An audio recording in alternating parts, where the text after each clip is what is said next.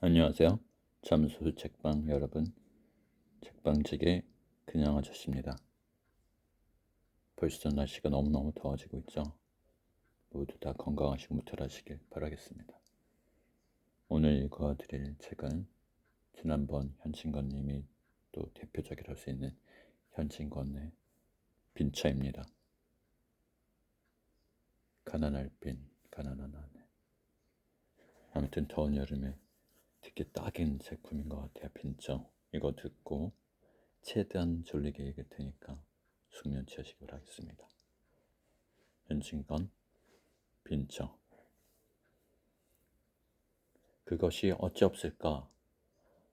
아내가 창문을 열고 무엇을 찾더니 입안말로 중얼거린다. 무엇이 없어?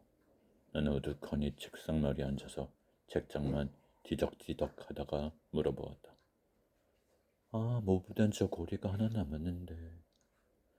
나는 그만 묵묵하였다. 아내가 그것을 찾아 무엇 하려는 것을 알미라. 오늘 밤에 옆집 할멈을 시켜 잡히려 하는 것이다. 이 2년 동안에 돈 한 푼 나는 데는 없고 그대로 줄이면 시장할 줄 알아 기교와 의복을 전당국 창고에 들이밀거나 고물상 한 구석에 세워두고 돈을 얻어오는 수밖에 없었다. 지금 아내가 하나 남은 모보단 저고리를 찾는 것도 아침거리를 장만하려 함이라. 나는 입맛을 쩍쩍 다시고 폈던 책을 덮으며 후 하고 한숨을 내쉬었다. 봄은 벌써 반이나 지났건만은 이슬을 실은 듯한 밤 기운이 방구석으로부터 슬금슬금 기어나와 사람에게 안기고 비가 오는 까닭인지 밤은 아직 깊지 않았건만 인적조차 끊어지고 온 천지가 빈듯이 고요한데 투닥투닥 떨어지는 빗소리가 한없이 구슬픈 생각을 자아낸다. 빌어먹을 것 되는데요라. 나는 점점 견딜 수 없어 두 손으로 흩어진 머리카락을 쓰다듬어 올리며 중얼거려 보았다.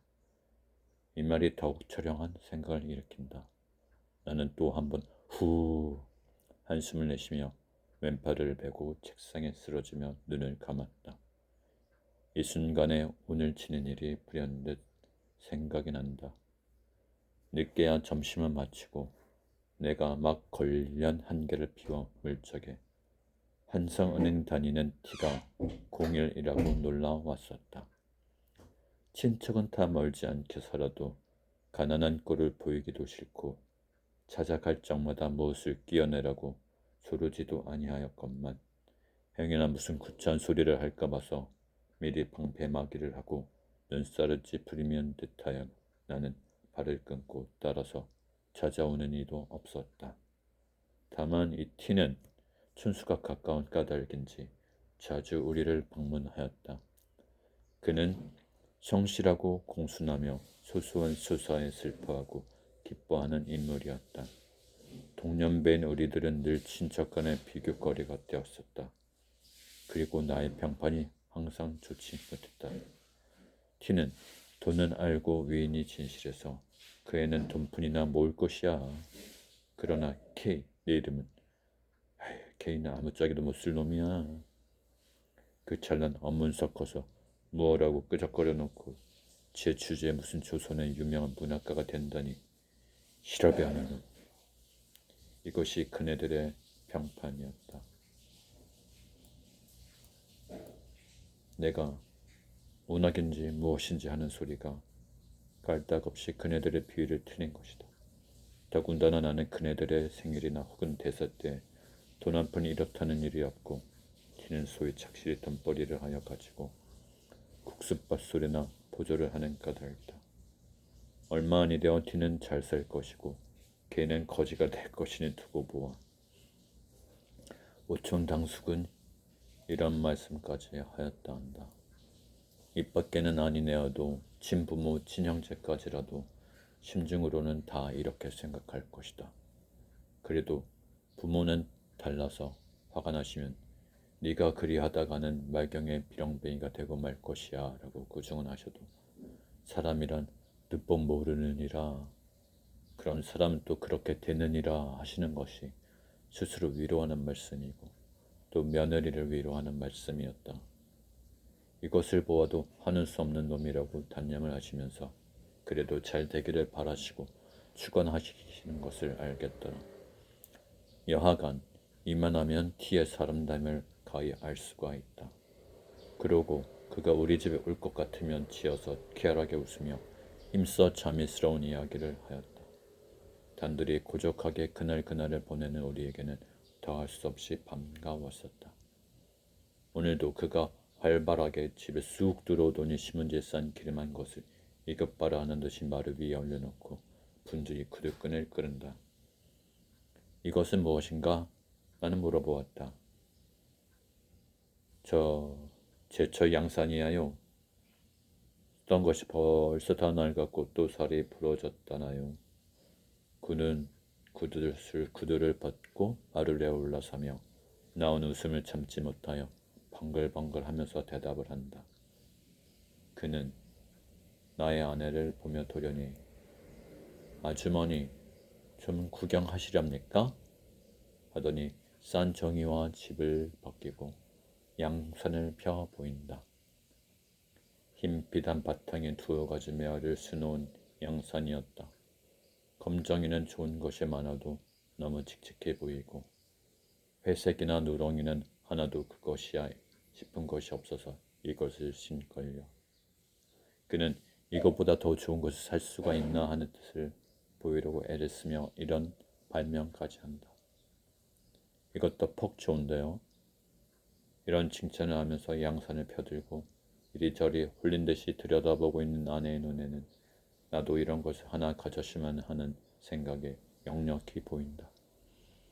나는 갑자기 불쾌한 생각이 와락 일어나서 방으로 들어오며 아내의 양산 보는 양을 빙그레 웃고 바라보고 있는 티에게 여보게 방에 들어오게 그려 우리 이야기나 하세.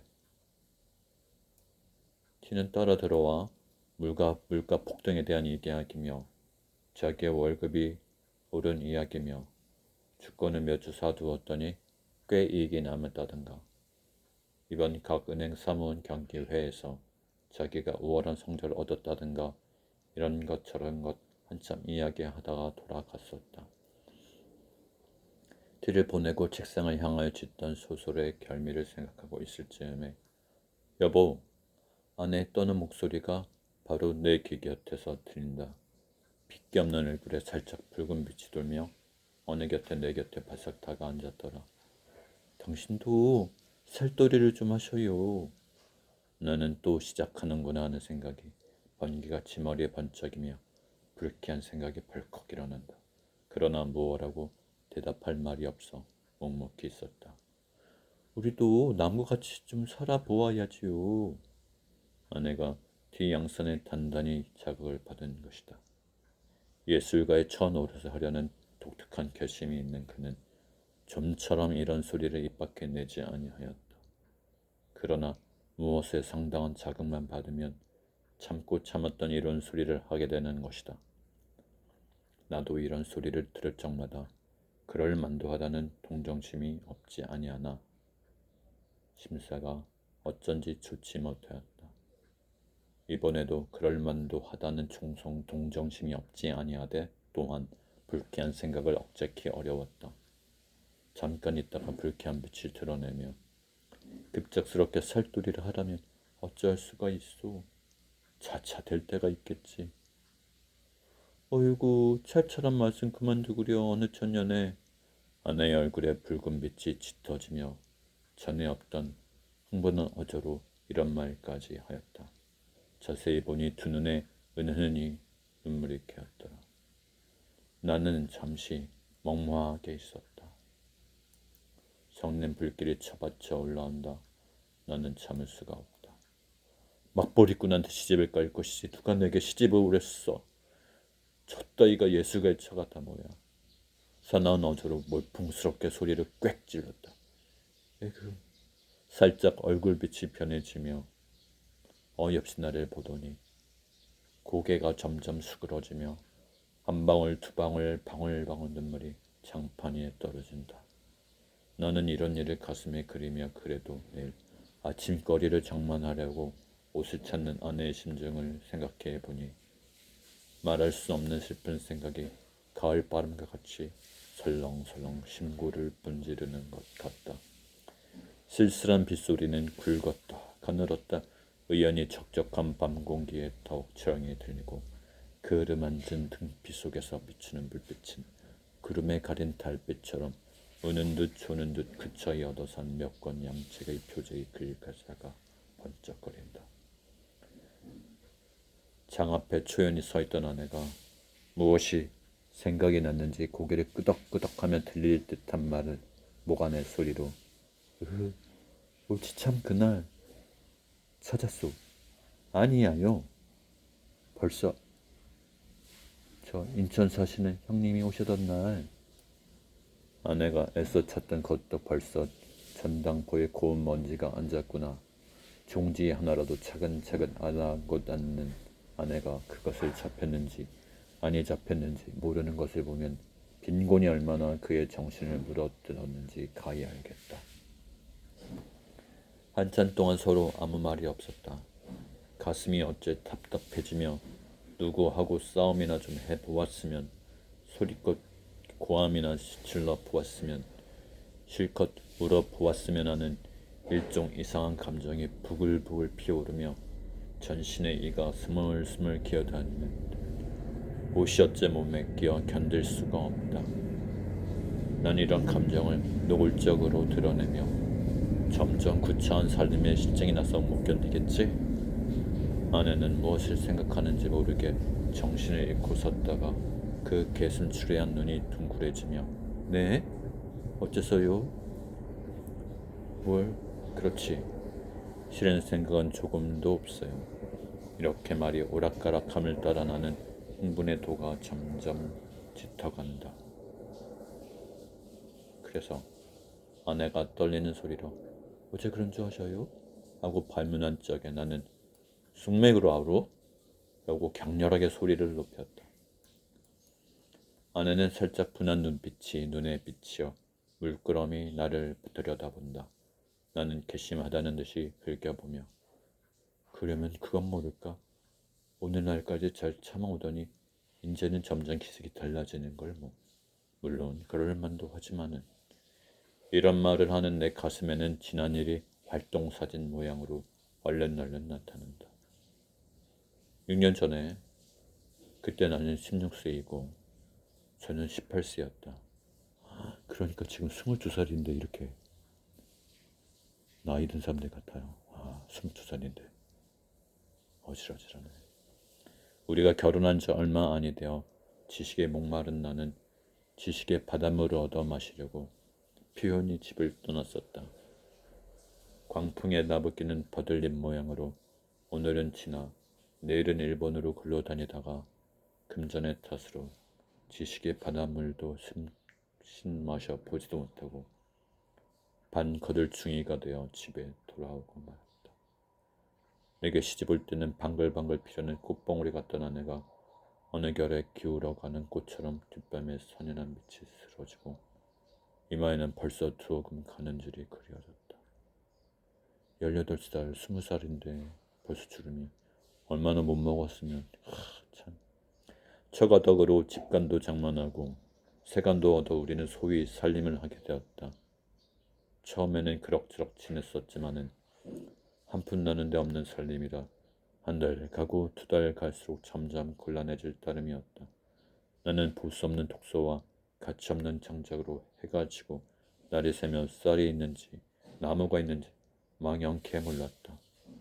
그래도 때때로 마시는 반찬이 상에 오르는 입은 옷이 과히 추하지 아니함은 전혀 아내의 힘이었다.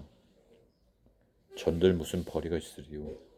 부끄러움은 무릅쓰고 진가에 가서 눈치를 보아가며 구차한 소리를 하여 가지고 떠온 것이었다.